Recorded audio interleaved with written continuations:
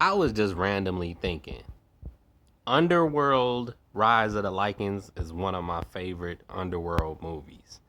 And one of my favorite characters is Tanis Andreas, the vampire historian. This guy was the comic relief of the movie, if you ask me. And not just in Rise of the Lycans, but in Evolutions, when Marcus was trying to find William's cell and the keys to the cell.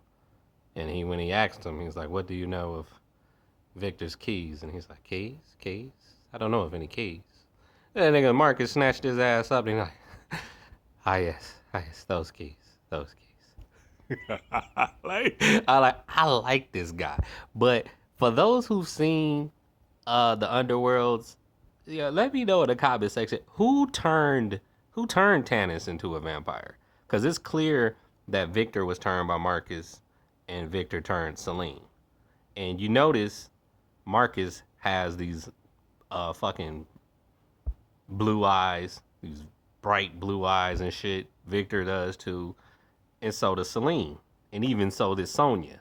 So everybody in that Marcus bloodline that was turned by him, or sire line, whatever y'all want to call it, they all have those blue eyes. But Tanis, he has those like uh brownish green type eyes and shit. So it seems like he was turned by somebody else now. Maybe those would assume that he was turned by Amelia, but I don't think so. There's nothing that hints to that. So, you know, if not Victor and Amelia, I don't know.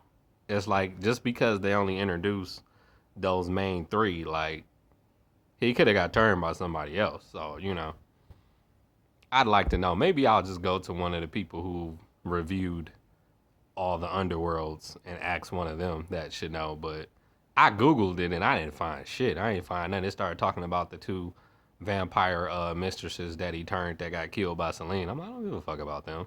And how unlikely it was for them to survive his bite or whatnot. But I'm just trying to get certain ideas and certain clarity because, I'm getting into my vampire story and shit. And I'm not trying to steal no ideas, but I just find that intriguing that they all usually have the same color eye scheme as whoever turned them. And the same scent too, because remember, Tanis was like, "I can still smell Victor's blood on you" when he was talking to Celine. So yeah, I find these kind of things intriguing, and I think with my vampires, they're not gonna be able to eat human food either. So the whole thing with Michael, even though, oh my God, Michael was so fucking weak, y'all. If there's any example of what not to do when making a hybrid, I would say Michael Corbin is the best example. Well, he was weak as fuck, weak as fuck, y'all, and that's bad because of how they set it up. It's like uh, half lichen, half vampire, but stronger than both. Well, he wasn't. He didn't end up being that. Motherfucking Celine has to save him every fucking 2 seconds because his bitch ass was refusing to drink blood. When really, you can't even use that because he would still drink her blood when he was close to death. And that's better than any human blood that he could possibly drink. But it's just like, nigga, you purposely being weak. And then she gotta save you, making her look like the strongest one, not him. So I don't know if it was some sexism shit going on or some feminism shit going on, but like Michael was weak as fuck. When I think of a strong ass hybrid, I think of motherfucking Nick Klaus from the Vampire Diaries, from the originals. He's the best example of a motherfucking strong ass hybrid.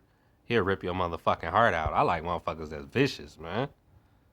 Vicious. I don't like weak ass vampires. That's why I don't fuck with that Twilight shit, man.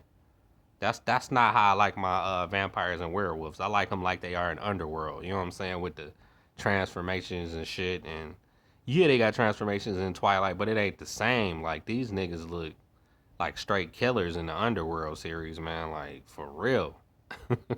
It's just better in Underworld to me, man. It's better. You could even look at True Blood, and even they fucking werewolves was better than the werewolves in Twilight. Like, and Twilight werewolves are bigger. Like, bigger don't equal better in that case because, nah, man. Nah, I just don't. And why do they always make the vampires seem like they're poor? Like in Twilight, it's clear that the werewolves are poor and the vampires are rich. So Bella like that rich shit. It's not just that she want to be a vampire; she want to live that luxurious life on top of it. So that's not historically accurate. Like there have been werewolves that have been rich. If you look up your werewolf lore and mythology.